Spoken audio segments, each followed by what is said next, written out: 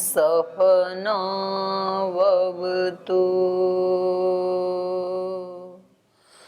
सहनौ भुनक्तु सह वीर्यङ्करवावहै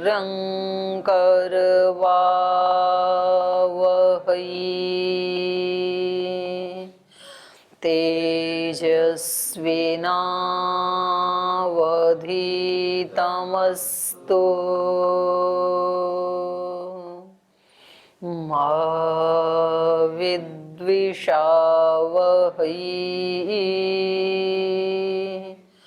ओम शांति शांति शांति।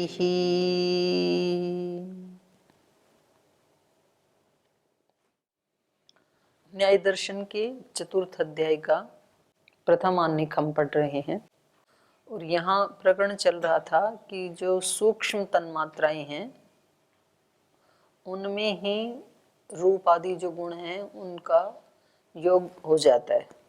ऐसा नहीं है कि तन्मात्राओं के बाद जब स्थूल भूत बनते हैं तब उनमें रूप आदि गुणों की वो होती है,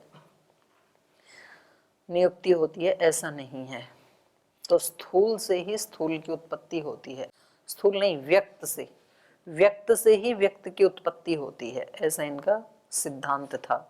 तो इस पर पूर्व पक्षी ने प्रश्न उठाया, न घटात घटा निष्पत्ति, घट से तो घट की उत्पत्ति नहीं होती।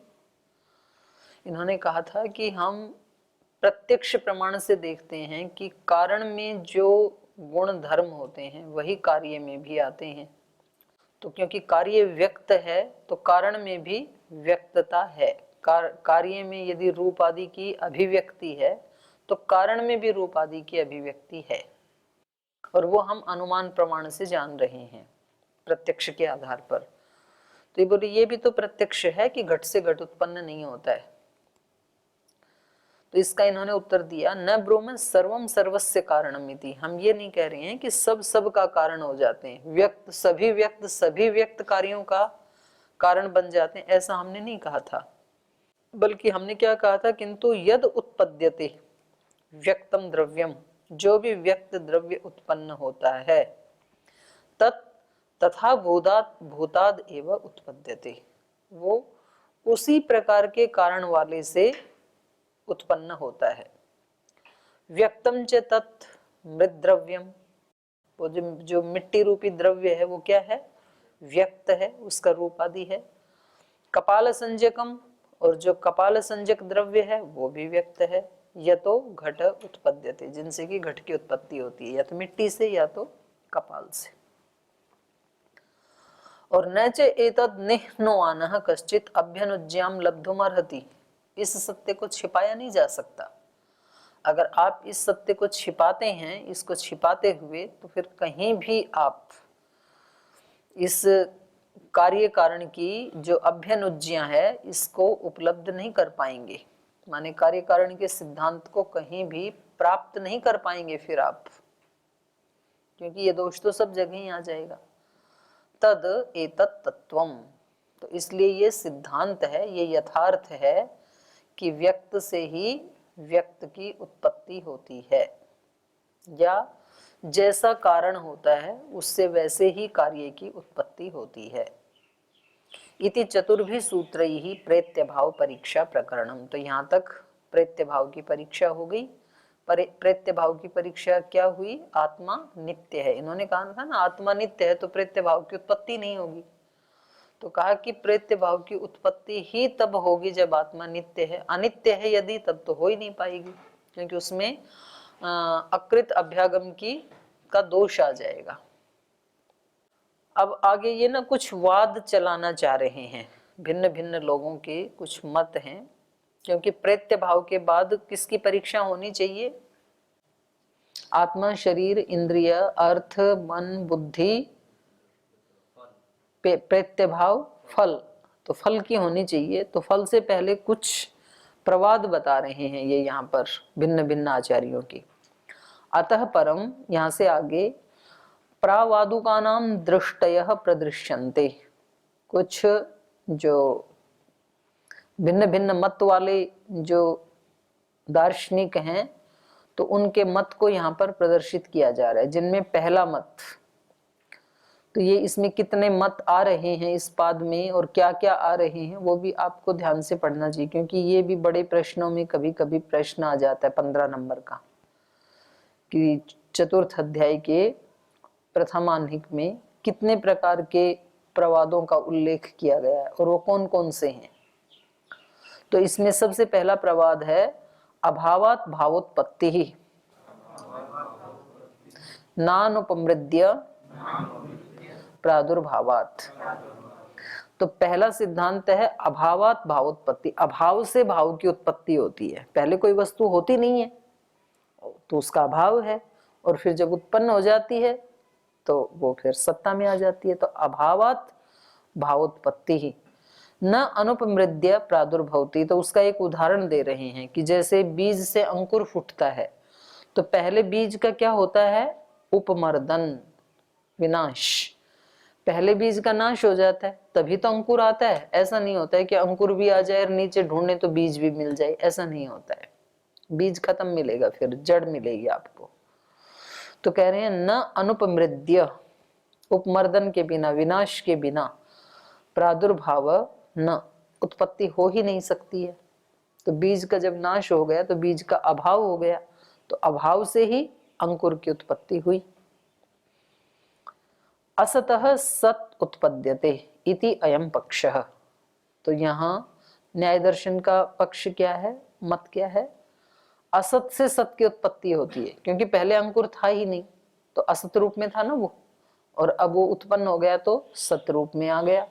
यदि वो पहले ही सत रूप में होता तो उत्पन्न होने की क्या जरूरत थी। अगर कोई वस्तु पहले ही विद्यमान है तो उसकी उत्पत्ति क्या। तो उत्पत्ति का मतलब ही ये है कि पहले वो वस्तु नहीं थी। तो इसको क्या कहा जाएगा, अभाव से भाव की उत्पत्ति। असतः सत उत्पद्यते इति अयम पक्षः कस्मात् उपमृद्य प्रादुर्भावात्। क्योंकि बीज के उपमृद्य हो जाने पर, नष्ट हो जाने पर ही अंकुर का प्रादुर्भाव होता है। उपमृद्य बीजम अंकुरः उत्पद्यते न अनुपमृद्यः। अंकुरः बीज जो है उपमृद्य, नष्ट होकर के अंकुर उत्पद्यते, अंकुर के रूप में उत्पन्न होता है। न अनुपमृद्य, नष्ट हुए बिना नहीं उत्पन्न हो सकता है। न चेद बीज उपमर्दो अंकुर कारणम। बोले ये बीज का जो उपमर्दन है ये अंकुर का कारण नहीं है। अनुपमर्दे अपि बीजस्य अंकुरोत्पत्ति न स्यात्। हाँ, न चेत यदि बीज उपमर्दो अंकुर कारणम न, यदि उपमर्दन बीज के अंकुर का कारण यदि नहीं होता तो अनुपमर्देपि, बीज के बिना उपमर्दन के, बिना नष्ट हुए भी बीजस्य अंकुरोत्पत्ति स्यात् इति, बीज से अंकुर की उत्पत्ति हो जानी चाहिए थी, होती नहीं है। लेकिन तो इससे क्या पता लगा, असत से सत की उत्पत्ति होती है।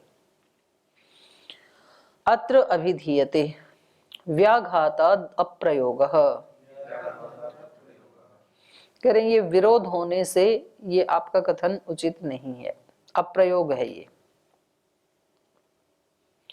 कहाँ विरोध हो रहा है, उपमृद्य प्रादुर्भावात् इति अयुक्तः। आपने कहा विनाश के बाद प्रादुर्भाव होता है, तो ये कथन क्या है, अयुक्त है, ये ठीक नहीं है। ये उपमृद्य प्रादुर्भाव भावात् इति अयुक्तः प्रयोगः। क्यों, व्याघातात्, विरोध होने से। कैसे विरोध है, यद उपमृदनाति न तद उपमृद्य प्रादुर्भवितुम अर्हति विद्यमानत्वात्। कह रहे हैं यद उपमृदनाति, जो नष्ट हो रहा है, न तद उपमृद्य, वो नष्ट होकर के, न तद प्रादुर्भवितुम अर्हति, तो वो उत्पन्न हो ही नहीं सकता है। जो नष्ट हो गया वो उत्पन्न कैसे होगा। न तद उपमृद्य प्रादुर्भवितुम अर्हति विद्यमानत्वात्, क्योंकि विद्यमान होने से। कैसे? यच्च प्रादुर्भवति न तेन अप्रादुर्भूतेन विद्यमानेन अविद्यमानेन उपमर्द इति। पहले वाला क्या है? यद उपमृदनाति, जो नाश को प्राप्त हो रहा है, न तद उपमृद्य प्रादुर्भवितुम अर्हति, जो नाश को प्राप्त हो गया है, नष्ट हो रहा है, तो वो नष्ट होने के बाद उत्पन्न नहीं हो सकता है। क्यों नहीं हो सकता है? विद्यमानत्वात्। विद्यमानत्वात् माने नाश के विद्यमान होने से। विद्यमानत्वात् का अर्थ क्या होगा?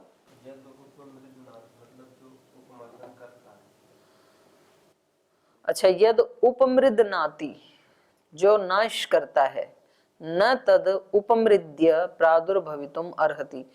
ये मतलब ये कहना चाह रहे हैं कि भाई कोई चीज उसको नष्ट करने के लिए भी तो चाहिए ना कोई शक्ति, तो वो पहले बीज का उपमर्दन करे और फिर वो उपमर्दन अंकुर के रूप में उत्पन्न करे। तो कोई एक शक्ति है जो पहले उपमर्दन कर रही है बीज का और फिर उस उपमर्दन से उत्पत्ति कर रही है। तो वो शक्ति जब पहले से ही है तो उसका तो उपमर्दन नहीं हो सकता है, उसका नाश नहीं हो सकता है, पहले से ही जो है उसका। और यदि उसका नाश हो गया तो फिर वो उत्पन्न नहीं कर सकती है। यद उपमृदनाति न तद उपमृद्य प्रादुर्भवितुम अर्हति विद्यमानत्वात्। और अगला कह रहे हैं यच्च प्रादुर्भवति, और जो उत्पन्न हो रहा है, न तेना अप्रादुर्भूतेन, जो उत्पन्न हो रहा है इसका मतलब वो पहले उत्पन्न नहीं था। तो तेना अप्रादुर्भूतेन अविद्यमानेन, जब तक वो उत्पन्न हुआ ही नहीं था तो उसके विद्यमान न होने के कारण न उपमर्द होगा ही नहीं, क्योंकि अंकुर ही तो बीज का नाश कर रहा है ना, और अंकुर तो अभी है ही नहीं, तो बीज का नाश कैसे करेगा। और यदि कहो कि अंकुर है और वो बीज का नाश कर रहा है तो भी बीज का नाश होके उत्पन्न नहीं होगा फिर, क्योंकि अंकुर पहले से ही है, तो उत्पन्न क्या होगा। तो विरोधाभास है ना। भी आप दोनों में से एक को भी मानोगे कि यदि आप कहो कि बीज अंकुर को उत्पन्न कर रहा है, तो बीज तो कर नहीं रहा, बीज का उपमर्दन कर रहा है अंकुर की उत्पत्ति, और उपमर्दन अंकुर से ही हो सकता है बीज का। ठीक है, तो जब पहले से ही अंकुर है जो कि बीज का विनाश कर रहा है, तो नष्ट होकर के उत्पन्न हो रहा है अंकुर, ये कथन आपका नहीं बन पाएगा, क्योंकि अंकुर तो पहले से ही है जो बीज का उपमर्दन कर रहा है। और यदि तो आप कह रहे हैं कि यच्च प्रादुर्भवति, जो अंकुर उत्पन्न हो रहा है उसके द्वारा, जब वो है ही नहीं अभी, क्योंकि उसके विनाश से पहले तो है ही नहीं अंकुर, तो तेना अविद्यमानेन न उपमर्द इति, उपमर्दन कैसे किया जाएगा। तो ये आपका कथन विरोधाभासी है, तो ये उचित नहीं है, ऐसे कहा इन्होंने। इसका उत्तर दे रहे हैं नातीत अनागतयोः कारक शब्द प्रयोगात। कह रहे नहीं, न अप्रयोग, ये अप्रयोग नहीं है, इसमें कोई दोष नहीं है, क्योंकि अतीत अनागतयोः, अतीत और अनागत के विषय में कारक शब्द का प्रयोग व्याकरण में देखा जाता है। एक वो सूत्र भी तो है ना, वर्तमान सामीप्य वर्तमान वद्वा, तो वर्तमान के समीप अतीत या समीप भविष्य, वो वर्तमान जैसे ही होता है, हैं? मैं ये बात कह रहा था अभी तो हाँ, तो मैं ये कह रहा था, ऐसे बोलते हैं ना हम, और पूछें कि कब आए भैया आप, बोल जी बस अभी अभी आ रहा हूँ, तो वो आ गया 1 घंटे पहले ही। और कहें कि आप कब जा रहे हो आज, तो बोल बस जा ही रहा हूँ मतलब बस अब खाना खा के जा ही रहा हूँ, तो अभी तो खाना खाने में तो 1 घंटा लगेगा, तो जाऊंगा ऐसे नहीं बोलता व्यक्ति कभी, तो भविष्य के लिए भी बोल बस अब खाना खा के निकल रहा हूँ, ऐसे बोल देता है। तो कह रहे हैं अतीत और अनागत के लिए कारक शब्द का प्रयोग देखा जाता है, क्योंकि यहाँ पर अंकुर का तो अतीत हो रहा है और बीज का तो अतीत हो रहा है और अंकुर का प्रादुर्भाव हो रहा है।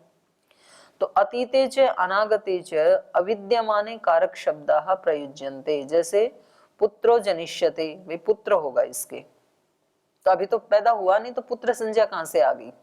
तो अविद्यमान अभी पैदा हो तब उसका नाम पुत्र पड़े, तब ये व्यक्ति इस संज्ञा का प्रयोग कर सकता है। पुत्रो जनिष्यते, पुत्र उत्पन्न होगा। जनिष्यमाणम पुत्रम अभिनंदति, तो जो पुत्र अभी पैदा ही नहीं हुआ, अभी पैदा होगा, उस पैदा होने वाले पुत्र का ये सम्मान कर रहा है। पुत्रस्य जनिष्यमाणस्य नामः करोति, जो पुत्र अभी उत्पन्न होने वाला है उसका ये नामकरण कर रहा है, उसको पुत्र कह रहा है। वो पुत्र भी हो सकता है, पुत्री भी हो सकती है, लेकिन अभी तो हुआ ही नहीं कुछ भी।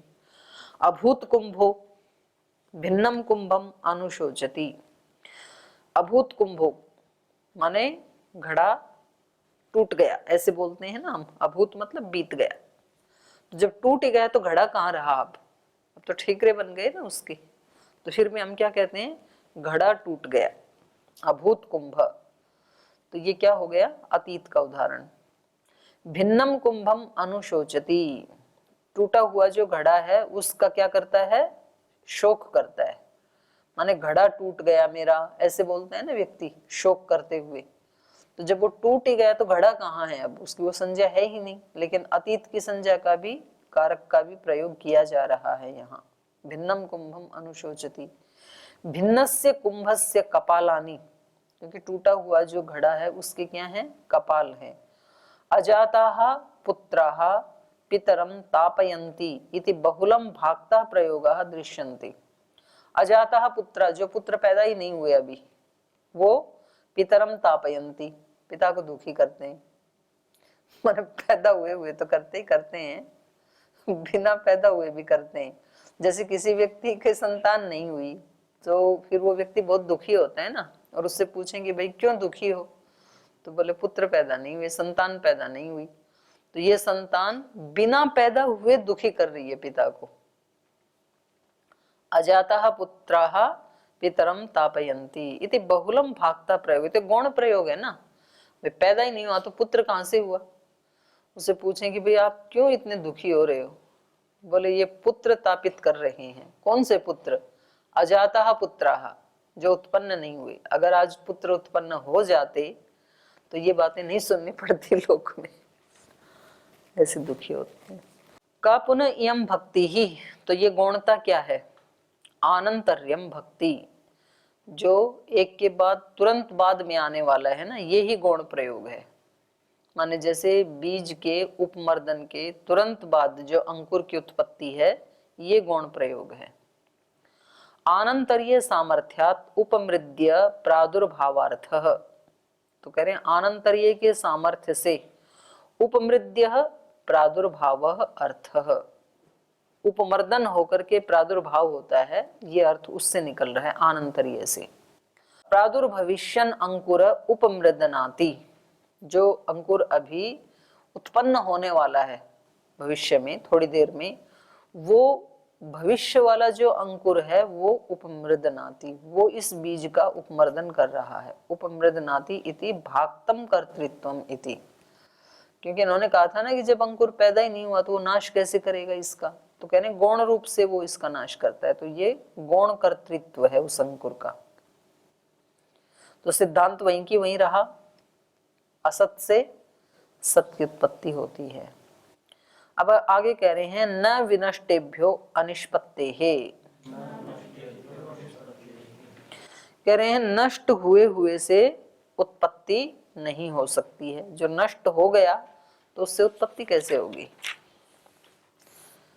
न विनष्टात् बीजाद अंकुरः उत्पद्यते इति तस्मान् ना भावात् भावोत्पत्तिरिति। नष्ट हुए बीज से अंकुर उत्पन्न नहीं हो सकता है, इसलिए तस्मात् अभावात् भावोत्पत्ति इति न, अभाव से भाव की उत्पत्ति होती है, ये आपका कथन उचित नहीं है। तो इसका फिर उत्तर दे रहे हैं क्रम निर्देशात् अप्रतिषेधः। बोले भाई हम नाश का मतलब ये थोड़ी कह रहे थे कि उसकी सत्ता ही नहीं रहेगी, वहां हम नाश का मतलब है क्रम का निर्देश कर रहे हैं कि प्रथम क्रम में बीज रहेगा, दूसरे क्रम में उस बीज से अंकुर उत्पन्न हो जाएगा। तो बीज का सर्वथा अभाव नहीं कह रहे हैं हम। और वैसे भी व्याकरण की दृष्टि से नाश किसको कहेंगे? नश अदर्शन है, तो बीज का अदर्शन हो रहा है, सत्ता मात्र का अभाव नहीं हो रहा है। हवन में घी डालने तो घी का अदर्शन मात्र हो रहा है, नाश नहीं हो रहा है घी की सत्ता का, सूक्ष्म रूप से तो है ही घी अभी भी। उपमर्द प्रादुर्भावयोः पौर्वापर्य नियमः क्रमः, बोले क्रम क्या है? सूत्र में इन्होंने कहा ना क्रम निर्देशात, तो बोले कि ये क्रम क्या है? तो कहा उपमर्द प्रादुर्भावयोः पौर्वापर्य नियमः, उपमर्दन और प्रादुर्भाव के पौर्वापर्य का जो नियम है उसको हम यहाँ पर क्रम कह रहे हैं। स खलु अभावात भावोत्पत्तेर हेतु निर्दिश्यते, और उसी को हम यहाँ अभाव से भाव की उत्पत्ति में हेतु के रूप में निर्देशित कर रहे हैं। या ये इससे प्रश्न पूछ रहा है कि क्रम क्या है इसमें? तो क्रम यही है ना कि पौर्वापर्य का नियम, उपमर्द और प्रादुर्भाव का जो पौर्वापर्य है उसी के नियम का नाम ही क्रम है। और स खलु, और वो क्रम जो क्या है? अभावात भावोत्पत्ते हेतु निर्दिश्यते त्वया, पूर्व पक्षी के द्वारा वो अभाव से भाव की उत्पत्ति में हेतु के रूप में निर्देशित किया गया है।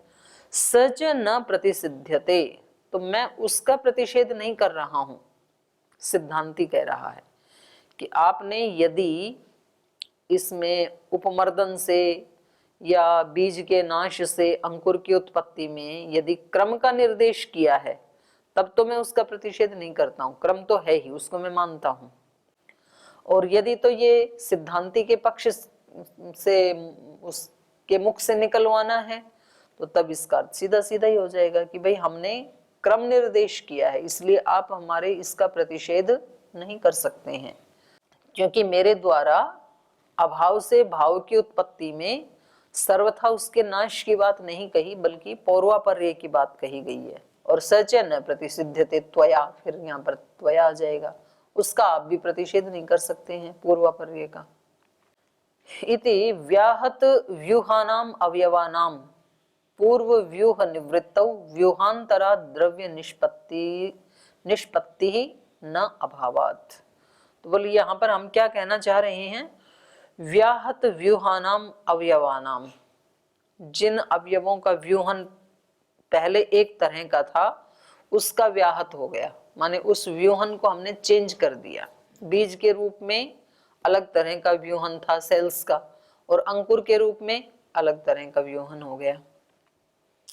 बीज व्याहत व्यूहानाम अवयवानाम पूर्व व्यूह निवृत्तौ, बीज के रूप में जो व्यूहन था उसकी निवृत्ति होने पर व्यूहांतरात द्रव्य निष्पत्ति ही, और दूसरा जो व्यूहांतर हो गया अंकुर के रूप में उससे अंकुर रूपी द्रव्य की निष्पत्ति हो रही है। न अभावात, अभाव से नहीं हो रही, सर्वथा अभाव से नहीं हो रही है बल्कि व्यूहन का चेंज हो रहा है। बीज अवयवाः कुतश्चित निमित्तात् प्रादुर्भूत क्रियाः पूर्व व्यूहम जहति व्यूहांतरम च आपद्यन्ते। बीज अवयवाः, बीज के जो अवयव हैं वो कुतश्चित निमित्तात्, किसी निमित्त से, प्रादुर्भूत क्रिया पूर्व व्यूहम जहति, किसी निमित्त से उत्पन्न हुई जो क्रिया है उस क्रिया के द्वारा पूर्व व्यूहम जहति, पूर्व जो उसके सेल्स का व्यूहन था बीज में उसको छोड़ दे रही है, और व्यूहांतरम च आपद्यन्ते, और दूसरे व्यूहन को प्राप्त कर रही है। ऐसे ही तो दूध और दही में भी तो ऐसे ही होता है, वो द्रव्य तो एक ही है पर उसका व्यूहांतर चेंज हो जाता है, एक अलग व्यूहन में था फिर अलग में हो गया। जैसे मिट्टी के अवयव तो एक ही हैं, एक खास व्यूह में उनकी रचना हो तो घड़ा बन जाएगा, और उसका व्यूहन चेंज कर दें तो वो सुराई भी बन सकती है, चिलम भी बन सकती है। तो व्यूहन का ही तो चेंज हो रही है ना, अवयव के व्यूहों का, अवयवों के व्यूहों का, व्यूहन का।